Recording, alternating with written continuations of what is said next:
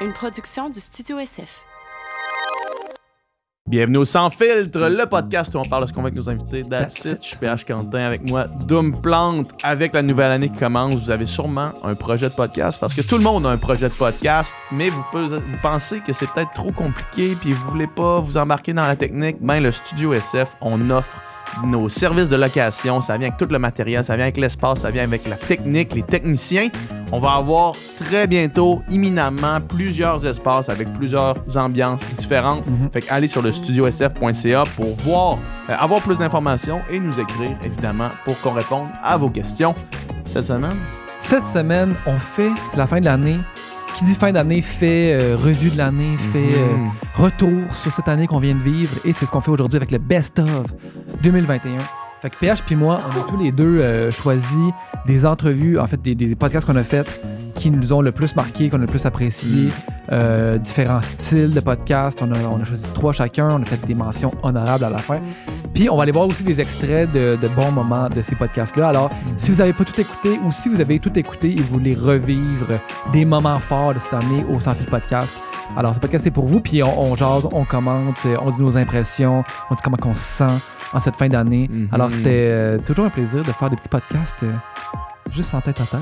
Ouais, moi puis mon beau PH. On va aller remercier nos commanditaires, puis après ça, on vous laisse au Best of. That's it.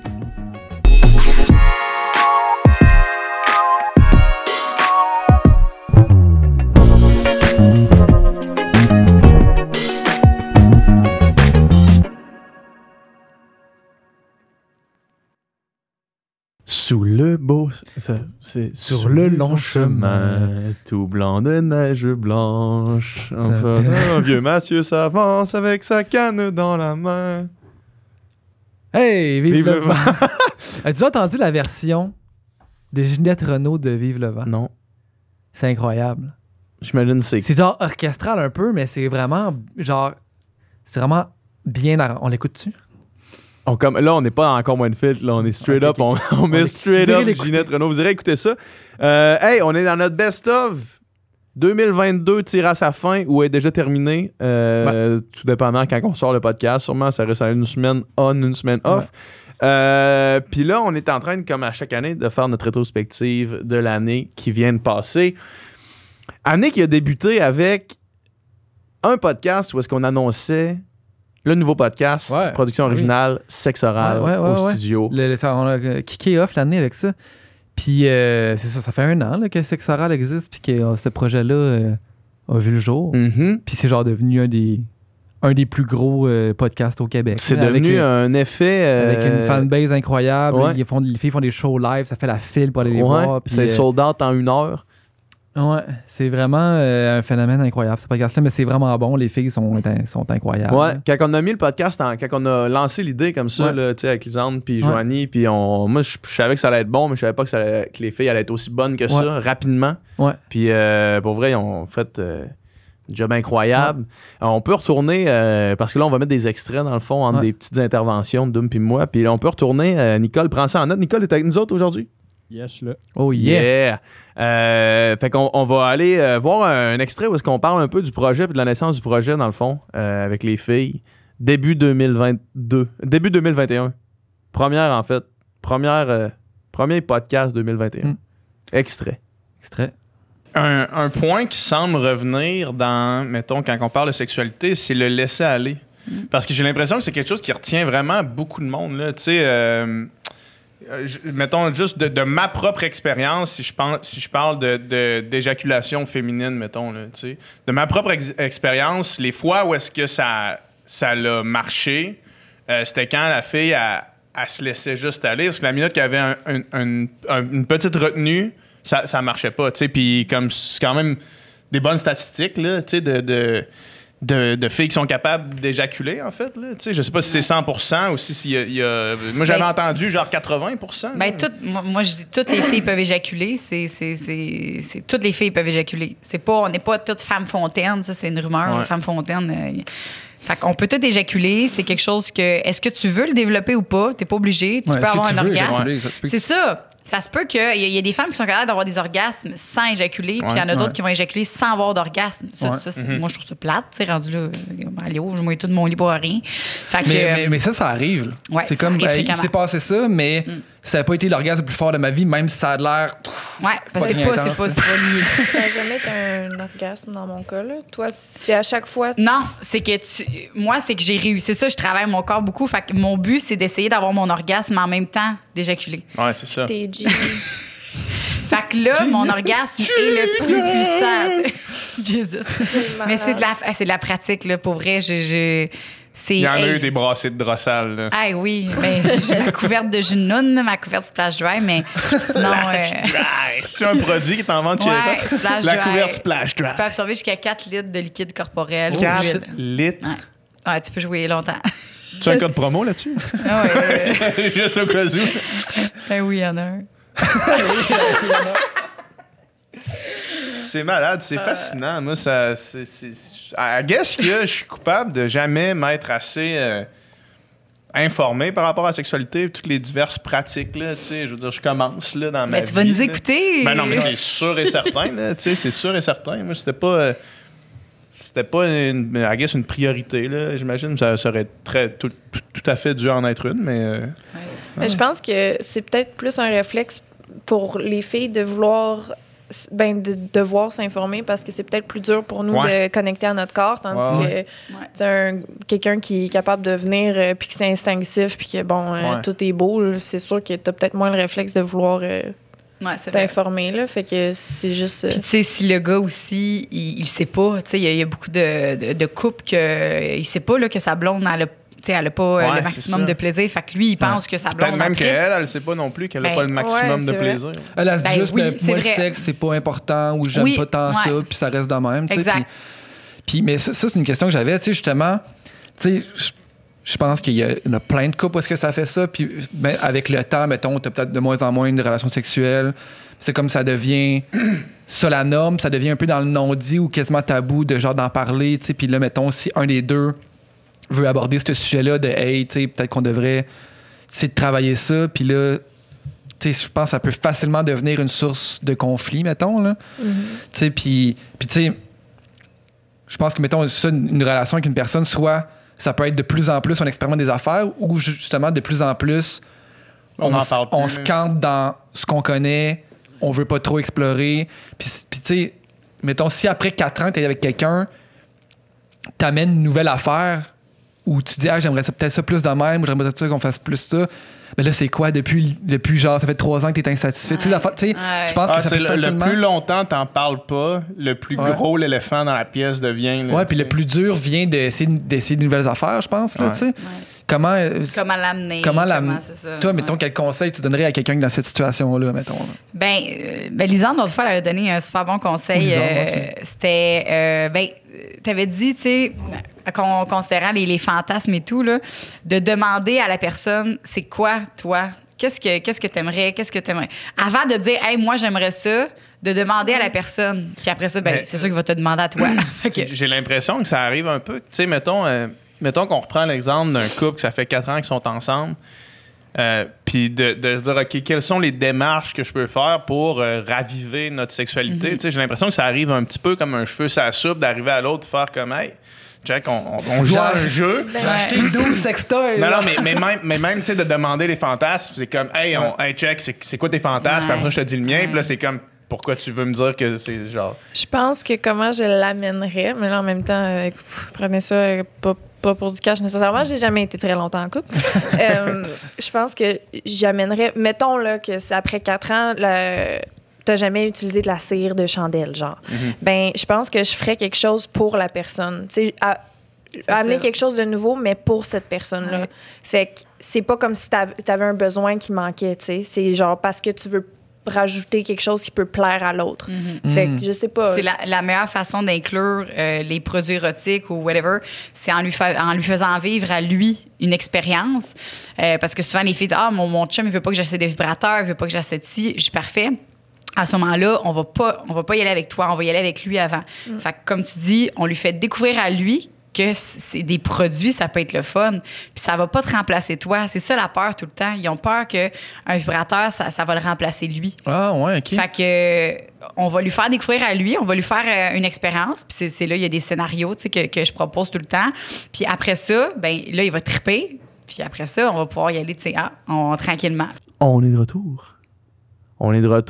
Puis là... Notre retour, c'était sexe oral. C'était sexe oral. C'est drôle parce qu'à cette époque-là, on connaissait pas Joanie. Genre, puis Lisande, presque pas. Genre, c'était comme... Peu. Maintenant, ils sont genre inséparables. Ils sont genre best friends. Puis là, il y a Marie-Ève maintenant qui est dans l'équipe. Ouais. Mais genre, c'était drôle que genre...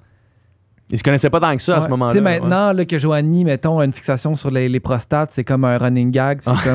C'est comme tout le monde le sait, mettons. Ouais. Mais genre, je réécoutais le podcast un matin en me préparant, puis c'était comme... Elle nous expliquait là, le plaisir prostatique. Puis ça, c'était comme la première fois qu'on entendait parler. J'ai l'impression que j'entendais juste parler de ça contact avec ça. depuis un an. Ouais. Fait que, ouais. Très cool. Fait que là, on va donner dans le fond de nos coups de cœur de l'année. De l'année 2021. Ouais. Je peux commencer ou tu peux commencer si tu veux. Vas-y. Parfait. Dans le fond, moi, initialement, on avait reçu, suite au podcast avec Joanie et Lisandre, on a voulu approfondir nos discussions autour de la sexualité, autour des relations. Puis les filles sur Sexe Oral avaient reçu Au lit avec Anne-Marie. Ouais. Que moi, j'avais écouté le podcast, j'avais trouvé ça extraordinaire. Fait que je me suis dit, on va inviter Anne-Marie pour venir nous parler de ça, pour venir nous parler de relations, de sexualité. Puis, comme de fait, ça a été vraiment un très, très chouette podcast. Oui, il y a plein d'affaires que justement, tu sais, que j'ai entendu sur ce podcast-là, c'est la première fois que j'entendais. Ouais. Tu sais, les scripts sexuels, les cas de jouissance entre les hommes, les femmes. Encore une fois, j'ai réécouté un matin, puis Anne-Marie est vraiment... tu sais, elle est full le fun à écouter, mais aussi très documentée. Ouais. Tu sais, elle arrivait avec ses stats qu'elle connaissait par cœur, puis justement, puis c'était justement la stat, là, c'était comme 95% mettons, des hommes ont un orgasme à chaque relation sexuelle versus 65% chez les femmes. Puis elle a plein d'autres stats qui montraient que le plaisir sexuel, il est pas égal d'un sexe à l'autre. Là. Puis comme il y a un travail à faire, un travail d'éducation, mais toi, il y a un travail de plaisir de l'autre, là, peut-être à 100%. à travailler, là, mettons. Clairement, il faut stepper up. Tout à fait. Puis ce podcast-là, c'est aussi dans notre top 3 des podcasts les plus écoutés en audio. Fait clairement, il a résonné chez nos auditeurs. Là. Souvent, ce qui se passe en audio, c'est que les gens les réécoutent ou les font écouter à des amis, mettons, les podcasts qui sont sur des sujets de même pertinents comme ça. Puis ça, je peux comprendre, mettons, une blonde d'envoyer ça à son chum, faire comme, hey, check donc ça, ce petit podcast-là. Mais il y a de quoi avec la sexualité que, tu sais, je veux dire, veux pas, c'est encore tabou, même si on est en 2021, 2022, là, mettons, là, tu sais, puis c'est encore comme peu discuté. Puis, tu sais, mettons, d'avoir un espace où est-ce que, genre, c'est discuté librement, mettons, puis de manière documentée, puis de manière, tu sais, vraiment sans tabou, pendant 2 heures de temps, pour quelqu'un qui se pose des questions, c'est quand même nice. Ça existe. Là, c'est pour ça que Sexe Oral aussi, c'est aussi... Ça pogne autant que ça. Ça pogne autant que ça, puis que c'est aussi nice que ça existe. C'est comme c'est le fun d'entendre du monde parler pour vrai de ça, sans être genre... hihi, ou bien sans genre... pas vouloir dire certaines affaires parce que c'est tabou, tu sais. Fait que ouais, Anne-Marie, puis tu sais, autant le podcast avec les filles, le podcast avec Anne-Marie, puis le fait que Sexe Oral existe, c'est comme... Mais il y a plein d'affaires... Plein d'affaires que je savais pas, moi, autour de la sexualité, puis plein d'affaires qui est comme... OK, ouais, je peux apprendre... J'ai encore à apprendre. J'ai encore des codes à manger. Je me croyais parfait. Je me croyais, là, le dieu. Là. Ouais, vraiment. On va aller écouter un extrait du podcast avec Anne-Marie, dans le fond. Yeah. Puis, enjoy. Puis ça, là, ça arrive là, dans la vie, même pensez à une rupture, OK? Ouais. Tu laisses ta partenaire, puis tu sais que si tu reviens demain matin, la personne va être là. Ouais. Le jour où cette personne-là, elle sera plus jamais accessible, puis qu'elle passe à d'autres choses, ben là... C'est là que t'as de la peine, Je m'ennuie, puis... Ouais, parce que t'as plus le choix. Ce n'est plus ton choix. Ouais. T'as plus droit de veto sur ce qui se passe, tu sais. Fait que je pense que ça aussi, ça vient rajouter un peu des...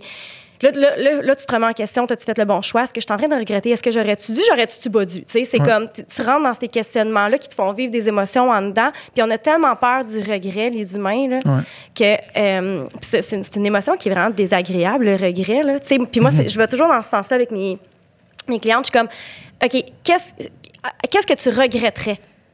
Puis fais pas ce que tu penses que tu regretterais. C'est comme l'émotion ou la sensation la plus comme, du regret. T'es impuissant, impuissante quand tu vis du regret, tu sais. Je suis d'accord, mais des fois, j'ai l'impression que... J'aime ça. que, mettons, ça, c'est vraiment voir le verre à moitié vide, là. Mais j'ai l'impression que, tu sais, si je reste avec ma partenaire, je vais pas vivre telle expérience, puis je vais regretter, mais si je suis plus avec ma partenaire, je vais regretter de plus être avec, tu comprends? Des fois c'est comme si ton cerveau build up un lose-lose situation, tu sais, que peu importe ce que je fais, je vais regretter, tu sais. Fait que c'est là que ta petite liste avec tes besoins et tes valeurs rentre en ligne de compte, puis que tu fais comme, faut que je m'écoute. Tu sais, dans la vie, il faut que tu t'alignes avec toi-même, là, pas avec les autres, pas avec ce que les autres pensent. Tu sais, je pense que c'est là que tu prends ton recul, puis que tu fais vraiment une introspection. C'est important à faire, ces introspections. Tu sais, peu importe que ce soit en relation, dans ta profession, dans ta vie familiale, peu importe, c'est tellement important de faire des introspections. Puis, oui, ça se peut que tu aies un petit sentiment de regret, mais le sentiment de soulagement va être peut-être encore plus grand, tu sais. Fait qu'à un moment donné, c'est d'être capable de gérer ces émotions-là, je pense. Mais tout ça pour dire, puis tu sais, mettons, là, aujourd'hui, à 30 ans, tu sais, chaque expérience que tu vis, chaque relation aussi, t'apprends, tu sais, puis t'apprends sur toi, puis t'apprends sur aussi comment dealer avec une autre personne, puis tout ça, puis je suis vraiment meilleur que j'étais, mais je trouve ça weird que des fois, l'humain soit comme attiré vers quelque chose qui est pas sain, tu sais, puis qui est destructeur pour lui, versus quelque chose qui Pourquoi tu penses? Je sais pas. Pourquoi tu penses? Pourquoi tu penses?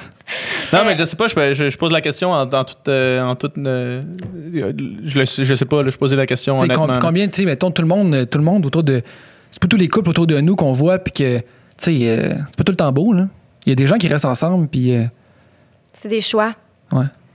C'est des choix. Ça en vient aux choix que tu fais pour toi-même, tu sais. Je pense qu'on se compare beaucoup aussi aux autres. Puis les autres ont donc l'air de... Puis ont donc l'air de... Tout le monde fait du sexe comme 4 fois par jour, là, clairement. Là. Of course. Of course. Of course. Toi, t'en fais 4 fois par année, tu sais, mais tout le monde en fait 4 fois par jour. Fait que là, t'es-tu heureux avec ton 4 fois par année? Tu sais? Fait que je pense qu'on est dans une société où on se compare énormément, que nos choix deviennent plus tellement nos choix. On est vraiment teinté, influencé par notre façon de prendre des décisions, etc. Fait que, tu sais, je pense que c'est de faire attention à tout ça. C'était Anne-Marie, au lit avec Anne-Marie, petit extrait qu'on vient d'entendre. Yes. C'était vraiment un beau podcast. Moi, j'ai quelques coups de cœur aussi cette année. Il n'y a pas d'ordre en particulier, là. Le premier que j'avais sur ma liste, c'était Sophie Brochu. Ah ouais. Sophie Brochu, qui est une invitée hors du commun. Là, extraordinaire. À un niveau... qui existe, inégalé, en fait. Là, en tant que personne de charisme, de prestance, d'aplomb. De connaissance.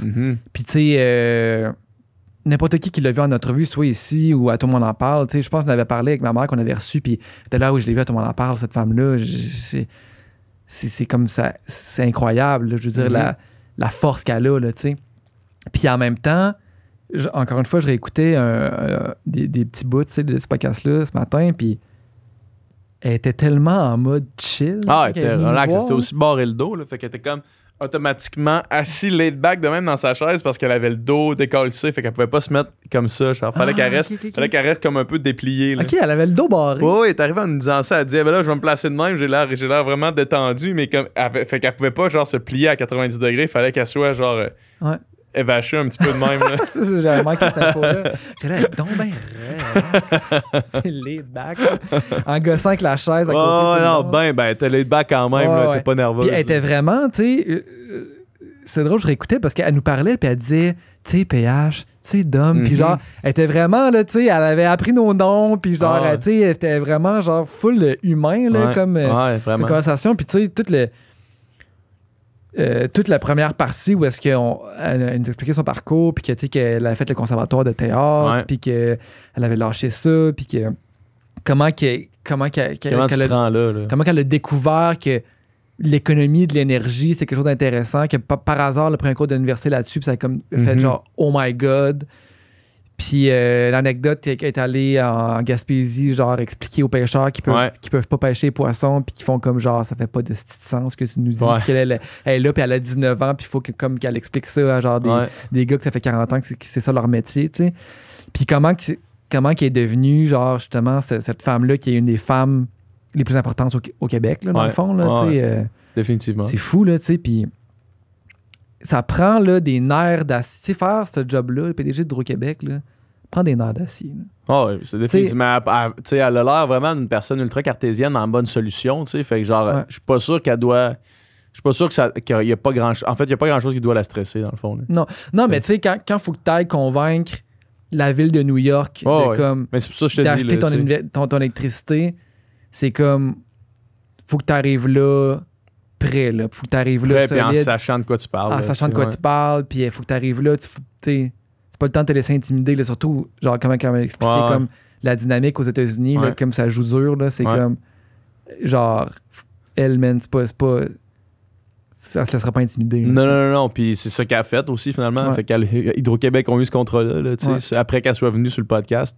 Puis une autre affaire que ça a fait, ce podcast-là aussi, c'est que ça a ouvert la porte. Comme, tu sais, Éric Girard, le ministre des Finances, justement, il nous a écrit parce que son équipe nous a écrit, en fait, après avoir vu ce podcast-là, c'est comme, OK, non, c'était une bonne entrevue, ça permet de voir la personne derrière le titre. Puis ça, tu sais, ça, souvent, c'est quelque chose qu'on peut pas voir en tant que... Pour des personnalités de même, c'est intéressant, là, de les humaniser un peu plus. Oui, exact, c'est ça. C'est ça, des gens qui gèrent, dans le fond, tu sais, des gestionnaires, mais les gestionnaires, faut les connaître, là, tu sais. C'est des personnes aussi, avant d'être des gestionnaires, c'est des humains, là, tu sais. Tu sais, dans les noms que tu dis, genre, mettons, il y a 3 ans, j'aurais pas pensé qu'on recevrait telle personne sur notre podcast, mettons... Sophie Brochu, la PDG d'Hydro-Québec, puis mettons Éric Girard, ministre des Finances, c'est comme... J'aurais pas pensé. J'aurais pas pensé qu'on se rendrait là, mettons, tu sais. C'est quand même nice, là, tu sais. C'est cool, ouais. Fait que... D'avoir des bonnes conversations. Moi, j'irais écouter l'extrait où est-ce qu'elle nous parle de justement son parcours, là, comment elle s'est rendue là. Ouais, on va écouter ça. Extrait.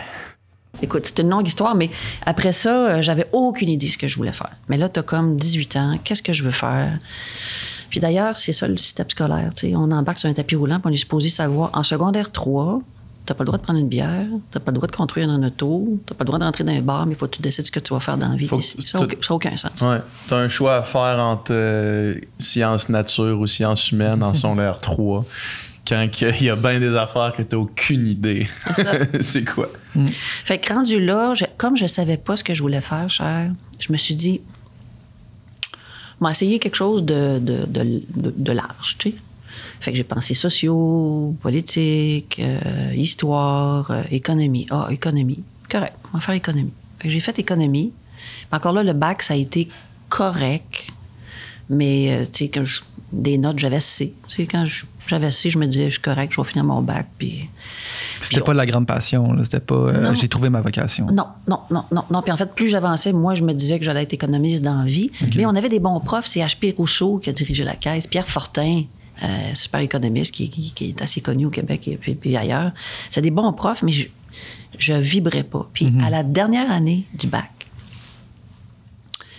on a comme droit dans la dernière année à un cours optionnel. Là, tu te forces un peu, tu te gardes, il faut que je fasse un choix. Fait que là, j'ai choisi économie de l'énergie. Puis le prof qui nous enseignait, c'était un Syrien. Fait que déjà, à Québec, c'était très différent. Antoine Ayoub. Puis lui est arrivé en avant de la classe. On n'était pas beaucoup, parce que visiblement, l'économie de l'énergie, ça faisait pas triper grand monde. Il s'est assis. Il a allumé une gitane. Dans ce temps-là, on fumait. Gros cendrier. Puis là, il s'est mis à nous parler de l'OPEP. On était dans le temps des chocs pétroliers. C'est qui l'OPEP? Les grandes compagnies de pétrole, les Exxon, les BP, les Shell. Pourquoi? Il avait été créé. Puis là, les pays, les rois. Après ça, il te ramenait ça en Amérique. Puis là, il parlait de la consommation de pétrole. Puis après ça, il parlait du budget des familles. Écoute, je tombais en amour. Je me disais, hey, ça c'est vraiment, vraiment le fun. Fait que c'est ça. Fait qu'on on a fait l'énergie. Puis après ça, à la dernière année du bac, le prof me dit, Ottawa donne des bourses. parce qu'on était dans le groupe ressources naturelles. Bon, Ottawa donne des bourses. Fait que là, la bourse, c'était pour aller en Nouvelle-Écosse, pour expliquer aux pêcheurs les quotas de pêche. Ben, c'est le fun, Je vais aller faire ça. Fait que Je mon chum connais puis ça, moi, moi, on les dit- quotas de pêche. Mon chum puis moi, on dit, ben écoute, ça va être le fun. On va partir avec le chien, puis on va aller vivre en Nouvelle-Écosse. Puis on s'imaginait dans une cabane sur le bord de la mer. Puis ça va être le fun, tu sais, on va aller passer l'été là. Fait qu'on part avec le chien, pas rien. On sent que c'est pas ça qui s'en vient, là. Fait qu'on arrive là-bas, puis je rencontre un fonctionnaire le vendredi qui m'explique ce qu'il faut que j'aille expliquer aux pêcheurs.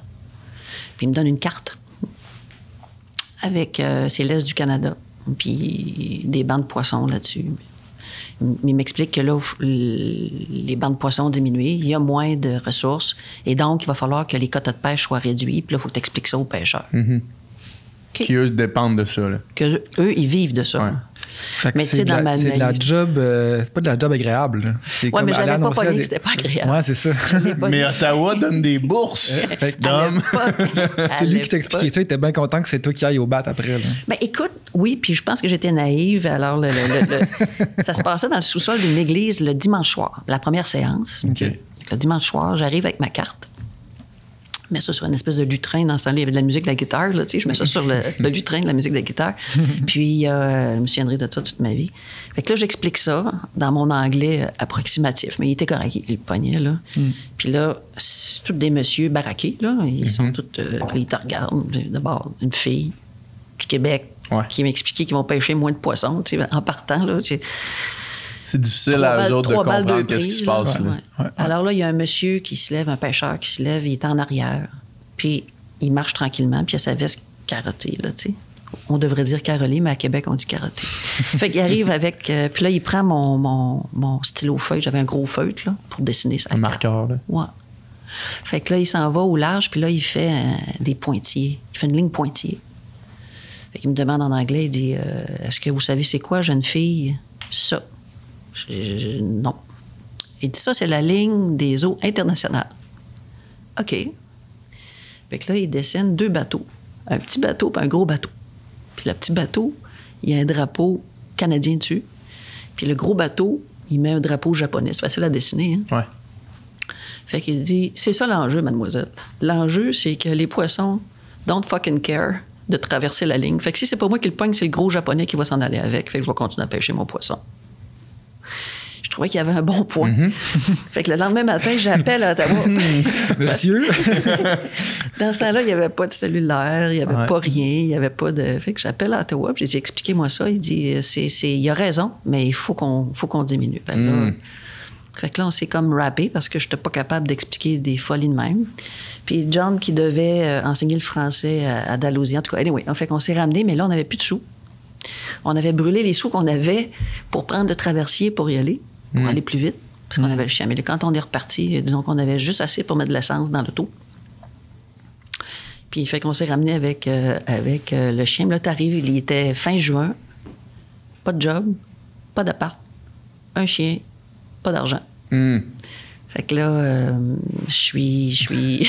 Là, il y a des décisions qui Ouais. doivent être prises. Fait que là, on a une gentille... la sœur de John est formidable. Elle nous a accueillis dans son salon avec le chien. Puis là, c'était clair qu'il fallait pas qu'on reste là longtemps. De toute façon, on pouvait pas faire ça. Alors, là, je me suis dit, tiens, j'avais vu... j'étais à l'Université de Laval, il y avait comme une espèce de tableau avec des jobs offerts. Mais là, tu sais, à la fin juin, il reste comme 3 feuilles, là. Fait que là, il y avait un boulot de guide touristique sur Louis Joliette à Québec. Vous connaissez ça? Ben oui. Ah, Ouais. J'ai joué beaucoup de musique sur le Louis-Joliette. Bon, ben alors c'est ça. Je dis, bon, ben regarde, ça va être ça mon été. Je vais être guide touristique sur Ouais. Louis Joliette. Puis, fait que Ils étaient déguisés, les guides, moi, quand j'étais là. Est-ce que toi, t'étais déguisé? que je me suis pas rendue là. Mais check belle affaire. On était à Saint-Romuald. Sa Ouais. sœur, ma belle-sœur vivait à Saint-Romuald. Fait que je prends le pont. Puis là, j'étais un peu à l'avance. En fait, j'étais pas mal à l'avance. Puis je regarde à gauche, puis c'est écrit S'occupe. Puis j'avais vu ça à l'université. Puis c'est Antoine qui m'avait parlé de ça. C'était une petite société d'État qui s'appelait la Société québécoise d'initiative pétrolière. À l'époque, le gouvernement voulait savoir si le Québec avait du pétrole. Je Il avait regarde- mis ça en place pour voir si on en avait. Ouais. C'était dans les années 70 que ça avait commencé, puis on fait de l'exploration. Anyway. Alors, je dis, tiens, j'ai du temps. Je vais aller là. Je vais aller voir, d'un coup. Puis je suis arrivée là, puis Je vais aller dans un bureau que je connais personne, voir. Juste voir. Puis je suis arrivée là, puis il y avait une dame qui était là, dit qu'est-ce que je peux faire pour vous? J'ai dit, j'aimerais savoir la personne qui engage le monde, tu sais. Elle dit, avez-vous un rendez-vous? J'ai dit, non, j'ai pas de rendez-vous. Puis sur le champ, le gars qui s'occupe des ressources humaines sort du bureau en question, puis il passe devant la réception. Fait qu'elle me dit, Pierre, justement, il y a une jeune femme. Là, il y avait un peu de temps. Je te fais une longue histoire courte. Il devait recevoir cette semaine-là un Français en stage, un Français économiste, puis il avait décidé de faire son service militaire. Je vous rappelle que c'était il y a 40 ans. Ouais. Fait que là, il n'y avait plus de stagiaires. Fait que boum, je suis rentrée là. Puis c'est comme ça que j'ai fait ma carrière dans l'énergie. Parce que des pêcheurs ont décidé que ça n'avait pas de bon sens ce que je disais. Puis parce qu'un Français a décidé de faire son service militaire. Yes, on est revenu. Podcast avec Sophie Brochu, incroyable. Ouais. Moi, un autre de mes coups de cœur, évidemment, c'est avec Paisible Sandrick, deux de mes bons amis. Qu'à ce moment-là, on commençait à peine notre relation d'amitié comme elle est maintenant. Là, là, elle a évolué, elle a changé, puis elle s'est approfondie. Là, mais ce qu'on a fait, dans le fond, dans ce podcast-là, c'est ce qu'on fait quand on fait des soirées avec cette gang-là. C'est que, genre, on s'assoit, puis on jase, puis on creuse dans quelqu'un, puis cette personne-là... Tu sais, tu me parlais tantôt là, de comment, mettons, dans les derniers mois, plus genre dans ma tête à un endroit qui est mieux, mettons. Puis il y a beaucoup de ça quand même, là, de soirée à me faire rentrer dedans, essayer de comprendre pourquoi, mettons, pourquoi j'ai agi de telle façon, pourquoi je réagis de telle façon de ça. Puis au final, tu sors de cette soirée-là, t'es comme Chris, dans le fond. C'est vrai, asti, que ça, c'est un pattern de merde. Puis c'est vrai qu'il faut que je déconstruise ça. Puis ils ont raison, tu sais. Puis dans le podcast, on a fait un peu ça. On a fait le tour. On a eu un genre de sneak peek de c'est quoi une discussion avec eux autres, mettons. Là. Ils sont vraiment bons pour justement rentrer dans le vrai. Puis dans le. Il n'y a pas de small talk, là. Il n'y a pas de small talk avec eux autres. Là. C'est. Ouais. J'ai aussi réécouté un bout. Puis tu sais, comme. On s'est ouvert sur ce podcast-là, tout le monde, là, puis on a fait vraiment comme un beau tour de table. Puis, tu sais, l'extrait, en tout cas, tu mettras l'extrait que tu veux, mais tu sais, moi, je repense au moment où est-ce que Sandrick s'est ouvert sur comme sa dépendance, sa désintox. C'est comme. C'est du stock, là. C'est du stock, puis c'est rare qu'on entend quelqu'un, tu sais, genre en parler aussi ouvertement, tu sais, puis comme comment il s'était rendu là, puis comment qu'il. Tu sais, ça ressemblait à quoi ça ressemblait à quoi sa vie avant, là, tu sais, quand il dit. C'était 6 bières, antidépresseurs, vivance, si ça, il fait la liste, ça finit plus. C'est comme par jour, c'est comme OK, là, il était mal en point, là, tu sais. Puis le après, quand il parle de comment l'importance de se retrouver et de se connaître après ça, là, c'est comme, tu sais, là, maintenant qu'il n'y a plus ça, tu sais, il nous expliquait, c'est comme. Le temps qu'il a à comme découvrir, c'est comme se reconnecter sur c'est quoi qu'il aime, c'est quoi qu'il aimait quand il était petit gars, genre qu'est-ce qu'il aimait faire, essayer de retrouver ça, essayer de découvrir des nouvelles affaires autres que la consommation, parce que tu sais, ça prend toute la place à maintenant, je pense. Là. Fait que c'était vraiment beau, c'était vraiment touchant, fait que great c'est vraiment. Puis Paisible est bonne aussi pour pas laisser passer de la bullshit, mettons, là. Quand elle sent que quelqu'un dit quelque chose qui n'est pas vraiment ce que la personne pense, elle va comme le caler tout de suite. Puis ensemble, cette dynamique-là est vraiment décuplée. Là. C'est comme non, genre ce que tu viens de dire là, c'est pas ça. Fait que dis la vraie affaire, puis là, comme la vraie affaire finit par jaillir, tu sais. Fait que ça fait que tu te caches pas, puis tu laisses tomber un peu les murs, comme on a fait pendant le podcast, dans le fond. Puis c'est vraiment. Ça a bien résonné aussi, ce podcast-là. Il y a beaucoup de monde qui m'ont écrit par la suite, qui ont écrit à Paisible, qui ont écrit à Sandrick, que genre ça les a aidés, là. À mieux se découvrir. On va aller écouter un extrait. Nicole, choisis celui que tu veux, dans le fond. Extrait. J'étais un bon consommateur dans la vie, moi. J'ai consommé beaucoup. À partir de ma dépression, là, ça a toujours été ancré un peu dans moi d'évader mes feelings. Là, je vais partir sur une chire, là, mais d'évader mes feelings constamment. Puis j'ai commencé jeune à consommer. Puis là, je sais pas, je m'en allais où avec ça. Vas-y, continue. T'es rendu aujourd'hui? Oui, c'est ça. Puis, juste, vas-y, continue. Je l'ai pas partout. Puis j'ai négligé comment je pouvais filer, puis le pourquoi du comment. Puis j'étais toujours, c'était pas de l'alcool, c'était un joint, c'était pas un joint. T'étais-tu conscient de ça? Non, j'étais pas conscient. T'étais pas conscient que t'avais un problème de consommation? Non, jusqu'à temps que l'année passée, écoute... Est-ce que ça a été accentué quand tu es sorti de Absolument, OD, puis absolument. qu'il y avait de l'attention médiatique Absolument. et tout? Mais je pensais pas que j'avais un problème encore à ce moment-là. Ouais. Puis l'année passée, je pense que c'est le plus beau jour de toute ma vie que j'ai vécu. Je sortais avec Dédé, on était à l'appart, puis une soirée, on était revenu à la maison, puis Paisy puis Joe sont arrivés à la maison. Paisy est censé être à Québec. Puis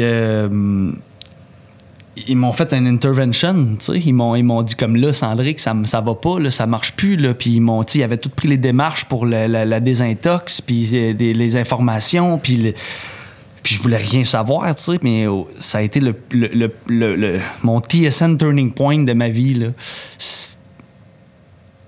Puis c'est là que je suis rendu aujourd'hui, c'est que j'ai traversé ça. Je peux pas être nulle part d'autre ailleurs que là dans ma tête. C'est pour ça qu'aujourd'hui, je suis heureux, puis je suis bien, puis je suis confortable. Puis ce gars-là, il y a 2 ans, il pouvait pas croire qu'il pouvait se rendre là aujourd'hui. Je suis bien avec moi-même, j'ai pas besoin de consommer. Là, tu sais, je prends une bière, je la déguste, je l'aime, j'ai pas besoin d'en prendre plus. Je peux pas croire que je suis rendu là. C'est là que je suis rendu dans ma vie. Là, j'aurais pu en parler plus longtemps, mais... Ben non, mais C'est quand même la première fois que t'en parles, en Ben plus. oui, c'est ça. Félicitations, man. Bravo. Personne. Puis c'est ça, j'ai accepté que j'avais des struggles, que j'allais avoir des struggles toute ma vie, que j'allais être pas bien pour certaines... à tout, tu sais, je veux dire, je peux me lever un matin puis je file comme de la crise de merde, puis j'ai la même vie qu'hier, puis je sais pas pourquoi, puis avant, ben c'était... faut que je fume un joint, faut que je prenne une bière, c'était fou, là, à la fin, c'était... Je travaillais pas l'hiver, je faisais mes shows de télé l'été, puis tu sais, c'était... Et je pense qu'on s'est pas parlé durant 6 mois presque. Là. J'avais un cocktail à tous les jours, là. Tu sais, c'était 6-7 bières par jour, 2 Monsters, je mangeais pas, je prenais du Vivance, des antidépresseurs, je fumais 3 grammes de pot. Écoute, je fumais un paquet de top. J'étais plus folie, présent, je reconnaissais là. pas si j'étais vide, il bougeait de même tout le temps. Non, ça allait pas du tout. J'étais blasé. Fait qu'aujourd'hui, c'est là que je suis rendu. Même j'ai traversé cette tempête-là, puis j'ai retrouvé mes priorités, puis j'ai retrouvé les gens que j'aime autour de moi, puis c'est fou, man. On est de retour. C'était l'extrait du podcast avec Cendrick et Paisy, qui était vraiment un beau podcast. C'était vraiment des podcasts, tu sais, des podcasts qu'on met nos trips à la table puis qu'on tombe dans le real. Ouais. Ça n'est un qui c'est le plus arrivé, là, ever. Là, moi, un autre podcast qui m'a marqué, tu sais, il y a différents types de podcasts dans les podcasts. Des podcasts vraiment plus humains comme ça, des podcasts scientifiques, des podcasts... On a ratissé large dans la dernière année quand même. Podcasts sur l'actualité, des podcasts sur l'entrepreneuriat. Il y en a vraiment pour tous les goûts. Puis... un de ces types de podcasts-là, c'est justement sur l'actualité avec des journalistes ou des experts sur des situations, mettons, soit géopolitiques ou... Bref, puis moi, le podcast que j'ai en tête en ce moment, c'est celui sur le conflit israélo-palestinien avec Sabrina Meir, qui était vraiment... c'était un des premiers qu'on a fait dans... C'était comme genre... On a fait un autre sur l'Afghanistan aussi qui était tout aussi intéressant. Mais avec Sabrina, c'était vraiment... C'est des conflits tellement complexes, puis qui durent depuis tellement longtemps. Tu sais, je veux dire, le conflit israélo-palestinien, on n'était pas nés quand c'est commencé. Là, tu sais, fait que c'est souvent longtemps, c'est excessivement complexe. Puis souvent, justement, quand tu suis l'actualité, ben ça va être l'actualité de ce conflit-là, où est-ce qu'on en est rendu maintenant, sans nécessairement tout le bagage pour essayer pour comprendre puis mettre ça dans un contexte qui fait que tu comprends le conflit puis que ça fait du sens. Tu sais. Puis je pense qu'avec ce podcast-là, on a vraiment réussi. En tout cas, moi, je suis vraiment sorti de là en ayant une meilleure compréhension de ce que c'est ce conflit-là. En étant capable d'en parler après, tu sais. D'en parler en connaissance de cause à la place de juste avoir des petites bribes de peut-être que la bande de Gaza, c'est là, puis c'est quoi exactement? Pourquoi ça s'appelle la bande? Puis c'est quoi, tu sais, toutes ces affaires-là qui sont comme juste un peu floues, mais que là, c'est comme, OK, maintenant, je le sais. Je suis au courant maintenant de ça. C'est ça, tu sais, encore une fois, c'est de la géopolitique complexe, là, et puis il y a plusieurs... tu sais, je repense à l'extrait où est-ce que ils expliquent que, tu sais, dans le fond, Jérusalem, c'est une terre sainte pour finalement toutes les plus grandes religions, là, tu sais, autant le christianisme que le judaïsme que l'islam, puis que tout le monde se dispute un peu ça, tout le monde, tu sais, veut revenir à ce territoire-là, puis que...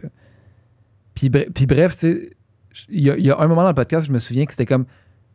On parlait beaucoup de les derniers événements, ce qui s'est passé, puis là, on a comme fait un genre de... juste pour qu'on parte tout à la même place. On recommence au début. Là. On peut-tu repartir au début, tu sais? Puis là, on est parti, Deuxième Guerre mondiale. Ouais. C'est comme, évidemment, là, les Juifs vivent la pire atrocité. Après ça, on fait, OK, on va vous donner un territoire, un État pour que vous puissiez vivre en tant que peuple. C'est à cause des conflits, il y a des guerres qui s'en suivent, il arrive ça. Les Juifs, les Palestiniens sont occupés finalement ou sont confinés à certains territoires, Puis quand on arrive aujourd'hui, là, je l'ai vraiment vulgarisé, mais vous irez écouter le podcast. On va aller écouter l'extrait ou, pour avoir le meilleur portrait. Là. Mais bref, je pense que c'est nécessaire. Il y a des podcasts de même que c'est pas nécessairement ceux qui ont le plus grand nombre d'écoutes, mais on s'en fait quand même plus parler que d'autres. Ouais, celui-là, on s'en est fait parler énormément. Là. Celui-là, on s'en est fait parler. Probablement une de ceux cette année que je me suis fait le plus parler. Là. Ouais, mais moi aussi. Puis il y avait du monde, je me souviens que Vincent Vallière, quand il était venu, il avait dit, hey, j'ai écouté ça, les gars, ça m'a vraiment aidé à comprendre, puis c'est cool que vous avez expliqué vraiment le contexte puis l'histoire de cette affaire-là, Fait que, des fois, il y a des podcasts qui sont nécessaires, du moins pour nous, pour comprendre quelque chose. Puis j'imagine qu'on n'est pas les seuls à vouloir comprendre ça. Fait que, merci Sabrina. Tout à fait. Fait qu'on va aller voir l'extrait. Let's go. C'est comment vivre à Jérusalem? Comme le day-to-day, y a-tu... tu sais, j'imagine que ça doit être à la fois vraiment beau, mais à la fois tendu. Mettons, c'est comment? Est-ce qu'il y a une tension constante? Est-ce qu'il y a... Quoi ça a l'air? Quand je suis arrivée à Jérusalem, moi, j'ai vraiment pas aimé ça. Ça a été long avant que j'aime. Ah ouais? C'est comme si... parfois, les premiers voyages qu'on fait dans nos vies, là, on tombe en amour avec le pays, puis tout est extraordinaire. Là, j'en avais vu d'autres, puis je suis arrivée là, puis je me suis dit, c'est pas comme j'imaginais. J'étais un peu déçue. Puis après, j'ai comme appris à aimer le Jérusalem, à aimer travailler en Israël, aimer travailler dans les territoires palestiniens. Puis après, là, je suis plus capable de décrocher. Je suis vraiment attachée à cette région-là du monde. Jérusalem, ça ressemble... Comment dire? Jérusalem-Ouest, ça ressemble un peu à chez nous. Bon, évidemment que l'architecture n'est pas la même, mais si tu veux manger des sushis, pas de problème. C'est pas... les gens, je sais pas ce que les gens s'imaginent. Parfois, il y a des gens qui me disent, on s'imagine une colline avec quelques ânes, une église, bon, comme dans le temps de Jésus. Ouais, c'est une ville moderne, quand même. Ah, c'est moderne, oui, tout à fait. C'est moins moderne que Tel Aviv, par contre. C'est pas le même style du tout. Tel Aviv, c'est une bulle, il y a des gratte-ciels, tout ça. Jérusalem, il n'y a pas ça. Il y a une architecture spéciale. Dans l'Ouest, c'est des pierres un peu beige, un beige rosé, là, typique des pierres de Jérusalem. C'est très, très beau. Il y a des quartiers qui sont un petit peu moins beaux parce qu'ils sont un peu moins favorisés. Les quartiers ultra-orthodoxes, entre autres. Dans l'Est, c'est complètement différent. Là, tu as un style plus palestinien. La rue principale de Jérusalem-Est, Salahédine, c'est des commerces. C'est pas le même style du tout, mais aussi la ville reçoit pas... Jérusalem-Est reçoit pas le même financement de la ville. Okay. Donc, c'est sous-financé quand même. Donc, ça paraît. C'est-tu moins occidentalisé, mettons? Oui, tout à fait. Ouais, c'est beaucoup plus moyen-oriental, je dirais. Ouais. Même si les Palestiniens sont très, très ouverts. Il y a plein de femmes qui ne portent pas le voile nécessairement. Tu as des Palestiniennes chrétiennes. Donc, c'est assez facile d'y vivre, honnêtement. C'est assez facile. La tension, on ne la sent pas tout le temps. Vraiment pas, même. Il y a plein de touristes dans la vieille ville de Jérusalem, là, même trop. Parfois, je rentrais je revenais de travailler, puis c'est comme... On vivait dans la vieille ville, là, mais assez creux. Mm-hmm. Donc là, je devais marcher sur Al-Wad Street, là, qui est comme la rue principale du quartier musulman. Puis là, j'étais comme, s'il vous plaît, excuse me. Je devais essayer de passer des groupes de touristes, mais c'était fatigant. Mais en même temps, c'est que ça fait vivre les commerçants de la vieille ville. Donc, j'étais qui, moi, pour m'en plaindre? Je suis ni palestinienne, ni israélienne. Donc, Est puis Ouest communiquent là, librement. Oui, il n'y a pas de checkpoint entre les deux. La vieille ville est située dans Jérusalem-Est, par contre. Puis, quand je vous dis qu'il y a tout un monde qui les sépare, c'est que c'est vraiment différent. Tu le sens quand tu passes dans l'Ouest. Mais c'est super près, là. C'est-à-dire que moi, en étant dans la vieille ville, je sortais par la porte de Jaffa, j'arrivais dans l'Ouest directement. Je pouvais aller prendre une bière. On allait prendre des bières avec des amis au Ataklit, là. J'allais manger des sushis aussi dans ce qu'on appelle German Colony. Après, le même soir, je pouvais aller dans l'Est, aller sur une terrasse avec une vue sur la vieille ville. Je sais pas, moi, manger n'importe quoi. Non, oui, tout à fait. Donc, tu sais, c'est assez facile d'y vivre. On sent pas les tensions, sauf que quand tu vis là assez longtemps, tu sais très bien qu'il suffit d'une étincelle pour que le visage de la ville change complètement. C'est pas long, là. Ouais. C'est vraiment comme ça. C'est un claquement de doigts, puis à un moment donné, là, tout à coup, ça change. Là. C'est plus la petite ville touristique, le fun, l'oasis de coexistence, c'est plus ça du tout, là. Puis je pense qu'il faut vivre là, puis bien connaître le contexte pour reconnaître les indices. Quand ça arrive. Ouais, quand ça arrive. On est de retour. Yeah! Un autre podcast qui a marqué l'année, puis c'est quand même plutôt récent, même si là, on a fait d'autres podcasts depuis, mais le podcast avec Patrick Lagacé. Ouais. Patrick Lagacé qui est une légende absolue, malgré, tu sais, je veux dire, il n'est pas si vieux que ça, là, tu sais, pour avoir fait tout ce qu'il a fait. Là, on dirait qu'il a un CV à l'infini, mais comme il a genre 50 ans, là, tu sais. Puis c'était un réel honneur de le recevoir. Tu sais, des fois, il y a du monde de même, c'est comme c'est quoi le mot que je cherche là? Des idoles. Des idoles, mais des références dans un milieu, tu sais. Puis le monde du podcast s'apparente quand même, c'est de la télécommunication, là, tu sais, ou c'est le domaine de la communication. Puis lui, c'est une légende de ce domaine-là, là, tu sais. C'est ça, radio, télé, journal, tu sais, tout ça, c'est comme les communications, les médias, puis on œuvre un peu là-dedans. Puis lui, c'est vraiment une référence, tu sais. Puis un établissement, c'est ça que je veux dire, tantôt. Fait que c'était vraiment un honneur de le recevoir, puis c'est tout le temps le fun, tu sais, puis là je vais nous lancer des fleurs, là, mais tu sais, c'est tout le temps le fun. À la fin du podcast, il nous a dit « Hey, les gars, genre, vous êtes vraiment bons à faire ça. » Puis venant de lui, mettons, c'est comme crime, c'est flatteur en il l'a partagé, puis il a dit « Hey, les deux gars, vraiment... » Longue vie au sans fil, tu sais, comme c'est touchant quand même, puis lui, il est tu sais, c'est ça, il est vraiment, vraiment intéressant, puis tu vois que il n'y a plus vraiment de place pour la bullshit dans sa vie, là, tu sais, comme il va dire exactement ce qu'il pense, puis il va avoir des fois de la merde sur les réseaux sociaux, mais en même temps, il va tout le temps être fidèle à son opinion, puis il va pas courir après le clickbait de façon outrageous, là, tu sais, comme certains de ses collègues peuvent faire. Il va juste rester... Oui, il va jouer avec les codes, là, tu sais, oui, ça prend un titre accrocheur, des affaires de même quand il fait des chroniques, mais il va jamais essayer d'aller dans le mauvais goût, dans le déplacé, puis je trouve ça vraiment honorable d'avoir fait une carrière comme ça. Là, il va pas dans la malhonnêteté intellectuelle, mettons. Là, puis, ça vouloir trash-talker, mettons, Martineau, là, ce qu'il nous expliquait, qu'il lui reprochait, c'est un peu ça, là, de prendre une chose hors contexte de ce que quelqu'un a dit, puis créer une histoire, puis essayer de créer une controverse, puis autour de quelque chose qui est complètement fabriqué, finalement, qui n'est même pas ce qui a été dit à la base, puis tout. Puis, tu sais,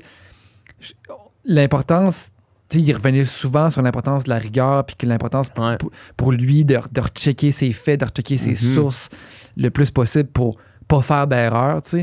Puis même si c'est de l'opinion, la rigueur est importante quand même, parce que, tu sais, de fonder une opinion... Pour avoir une opinion informée, il faut quand même se baser sur des faits. Il faut quand même se baser sur quelque chose de solide. Puis justement, si tu fais de l'opinion, mais de baser sur des demi-vérités ou des demi-faits ou des choses prises hors contexte, ben ça sert à personne. Là, exact. Puis... c'est un bon cours sur la rigueur journalistique aussi. Puis après ça, on a comme follow-up ce podcast-là un petit peu plus tard avec Louis Bernard qui nous parlait aussi de sa méthode pour avoir fait son podcast. Là, Puis je trouve qu'il y avait des similarités dans leur discours. Puis c'est malheureusement un des problèmes actuellement avec les médias, c'est le manque de rigueur journalistique de plusieurs chroniqueurs, mettons, puis de médias mainstream. Puis c'est dommage, là, tu sais. Même si, inversement, il y a du monde qui font du travail incroyable. On a reçu, Jeff Yates, justement, qui nous a parlé. Puis évidemment, il y a du monde qui font du travail de bombe. Sauf que c'était le fun de voir sa perspective à lui, parce que lui, il l'a vu évoluer le monde des médias, là. Ouais, c'est ça. T'sais, il est pile dedans. Il est un acteur clé du monde des médias depuis les 25 dernières années, là, 20-25 dernières années. Fait que, tu sais, il a vu ça évoluer, puis le fait qu'il me dise, justement, mettons, que ça le surprenait pas, le conspirationnisme, là, tu sais, qu'il était zéro surpris d'un mouvement de même parce que c'est arrivé avant, puis ça va réarriver encore, puis c'est vraiment cool de voir cette perspective-là sur ce domaine-là. Ouais, puis, tu sais, on a parlé beaucoup, justement, de l'état des médias, l'état des journaux maintenant, tu sais, puis que, justement, le fait que, mettons, certains chroniqueurs de certains médias peuvent être rémunérés, mettons, au clic, ça cause un genre de conflit d'intérêts. C'est comme, à un moment donné, le clic pour le clic, c'est comme jusqu'où tu vas à un moment donné, c'est sûr que la rigueur va prendre le C'est prendre sûr le et bord, là, certain. tu sais. Fait que... puis l'arrivée aussi des médias sociaux, de médias alternatifs, puis tout ça a du bon, ça a beaucoup de moins bon aussi. Là. Ouais. Fait que... une grosse réflexion sur les médias, sur le métier de chroniqueur, sur le métier de Avec journaliste. une des meilleures personnes pour en parler, là, honnêtement. Ouais. On va aller écouter un extrait. C'est là de ton choix, Nicole. Extrait. Ce qui démarque les médias, j'ai l'impression que ce qui démarque les médias crédibles aujourd'hui, justement, c'est leur crédibilité, puis c'est leur rigueur, puis c'est l'exactitude des informations qu'on y retrouve, que justement, que là, on commence à se rendre compte, ça peut être dangereux, justement, Joe Blow qui écrit n'importe quoi sur n'importe quel sujet, puis les médias traditionnels, ils ont la plupart ce souci-là, puis ce devoir-là d'exactitude, puis que maintenant, il est plus pertinent que jamais. Ce qui vient avec, pour beaucoup de gens, avec une certaine dose de frustration. Je vais te donner un exemple. Quand, à l'été 2020, Safia Nolin a fait ses dénonciations sur Instagram à propos de Marie-Pierre Morin, les médias reçoivent ça.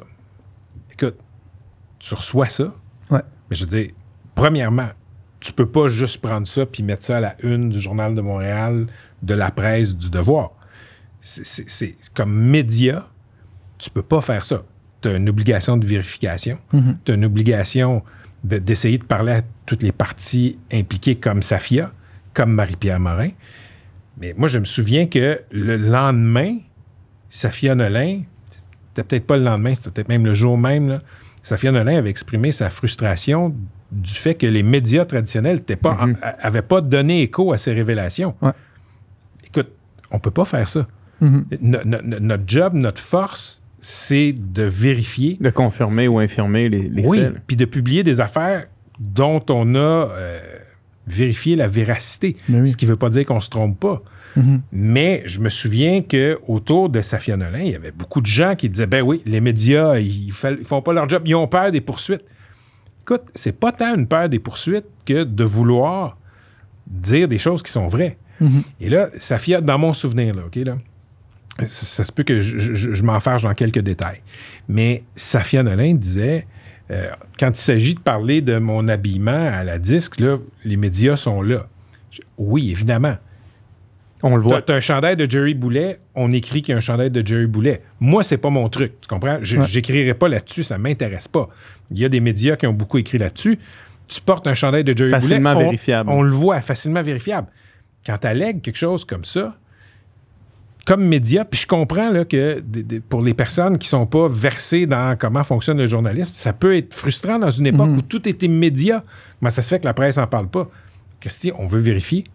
Parce que dans 5 ans, c'est pas la page Instagram dont on va se rappeler. C'est surtout dans Story de 24 heures. Là. Exact. Ça va être, je ne veux pas dire oublié, mais dans le cas de Safia, ça a tellement fait un boom, ça ne sera pas oublié. Mais dans 5 ans, c'est dans la presse qu'on va aller voir ce qui s'est dit. C'est dans la presse qu'on va vérifier comment ça a été dit, à quel moment. Donc, tu as un devoir de vérifier. Puis plus que jamais, quand le monde est dans l'immédiateté, comme média, il faut toujours se rappeler que notre job, c'est de publier des trucs qui sont vrais. Et ça, c'est plus important que d'être le premier à publier. Mais oui. Puis c'est pour ça que, justement, tu sais, un travail comme l'a fait Le Devoir, justement, tu sais, pour rester dans la même période puis dans le même mouvement, là, mais tu sais, Le Devoir qui avait fait un dossier sur Julien Lacroix, là, tu sais, puis là, tu avais tout un travail journalistique qui avait été fait, qui avait rencontré, je pense, 9 victimes. Ça tombe, puis je veux dire, c'est sans équivoque. Là. Je veux dire, il n'y a pas de doute là-dessus du travail qui a été fait versus un témoignage anonyme qui sort sur Instagram. Puis ça ne veut pas dire qu'il n'est pas vrai, mais il y a quand même, entre les deux, il y a quelque chose qui est plus solide. Tu sais. Bien, en fait, c'est que les standards sont différents. Puis ce qui ne veut pas dire que les gens qui publient du contenu sur Instagram n'ont pas leur utilité. Il y a bien des enquêtes journalistiques qui partent de ce qui part dans les médias sociaux. Donc, moi, je ne méprise pas ça du tout. Je dis juste que le standard est différent. Puis ça, il y a peut-être un travail de pédagogie de notre part à faire. We're back! Après un extrait du podcast avec Patrick Lagacé. Ouais, Patrick Lagacé, c'est vraiment un grand honneur de recevoir. Grand honneur. Moi, Pat, je l'appelle Pat maintenant, qu'on l'a reçu sur le podcast. Pat là. Non. J'allais trouver un surnom. C'était dur à choisir, parce qu'on s'est dit qu'on choisissait 3, puis il y a eu des beaux podcasts. 52 podcasts. 52 podcasts, c'est dur à choisir juste 3. Mais moi, plus que 52 cette année, on a fait en année. Ouais, maintenant on en faisait 2 par semaine. Mais celui que j'ai choisi, il vient juste de sortir, là, tout récemment. Il est tout chaud, sorti du four. Ouais, tout chaud, sorti du four, avec Louise Sigouin. Quelle femme extraordinaire. Louise. Comment ne pas adorer Louise? Impossible. Si t'adores pas Louise, t'es probablement un psychopathe. Tout le monde à qui je parle de Louise, qui sait c'est qui, fait « Ah, Louise. Elle est tellement hot, elle est tellement bienveillante, elle est tellement genre, quand t'écoutes, mettons, l'émission, là, Si on s'aimait, ça paraît tellement qu'elle est bonne puis qu'elle veut le meilleur pour... Elle est tellement cute, là. Puis, elle nous a parlé des 5 dualités. Puis moi, tu sais, mettons, en écoutant l'émission un peu, j'étais comme, OK, ouais, c'est intéressant, les dualités, mais je comprenais pas trop c'est quoi. Puis là, j'ai lu son livre, tu sais, avant de le recevoir. Puis j'ai fait, OK, c'est intéressant, ça, les 5 dualités, parce que là, tu lis ça. Puis là, évidemment, ce genre d'affaires-là, tu te reconnais. Tu fais comme, OK, ça me ressemble. Ça me ressemble moins. Ça ressemble à ma blonde. Ça ressemble à mon ami. Ça ressemble à ci. Puis, on dirait ça développe, ce genre d'affaires-là, l'empathie. Ça développe le, OK, on a des comportements différents, mais tu sais, parce qu'on est juste fait différemment, puis il faut que je comprenne que l'autre fonctionne de même, puis moi je fonctionne de même, puis si je comprends comment je fonctionne, puis je comprends comment l'autre fonctionne, c'est plus facile de comprendre ses comportements, c'est plus facile de faire genre, puis d'essayer de se retrouver dans le milieu, mais c'est plus facile de pas faire genre, voyons, pourquoi tu fais ça de même, pourquoi t'es, c'est comme, on est tous constitués différemment, on est tous sur différents spectres des dualités, tu sais, puis ouais, puis mettons, il y a plein d'exemples dans le livre, il y a plein de situations qui sont décrites, puis c'est comme, tu fais tout le temps genre, ouais. Ça, c'est telle personne, ça, c'était moi dans le temps, avec, tu sais. Puis ça permet justement de grandir, de devenir un petit peu plus mature, un petit peu plus... avoir un petit peu plus de recul, puis un petit peu plus de compréhension dans toutes les situations de la vie, dans le fond, là, de couple ou d'amitié. Fait que... C'est vraiment intéressant. Fait qu'on a fait aussi nos dualités. Ouais, c'est ça. Moi, je pense, man, cette année, là, on a quand même fait une couple de podcasts sur les relations. Puis honnêtement, je pense vraiment ça accumulé à genre des conversations hors micro. Là. Mais souvent, on arrivait dans un podcast où il y avait quelque chose qui pas m'ébranlait, mais qui venait me rejoindre vraiment beaucoup. Un concept, mettons, puis avec le podcast de Louis Sigouin, c'est un exemple parfait de ça. Le genre de moment Eureka où est-ce que je ramène ça chez nous. Puis là, ça spin, man. Puis là, mettons, il n'y a rien... Je parle vraiment souvent de sport, mais je vais continuer parce que je trouve que c'est la chose la plus importante au monde. Mais là, je vais courir, mettons. Là, puis là, ça spin. Puis là, on dirait que c'est du problem solving. Puis j'applique, mettons, ça à moi. Puis je déconstruis des affaires. Puis j'essaie de...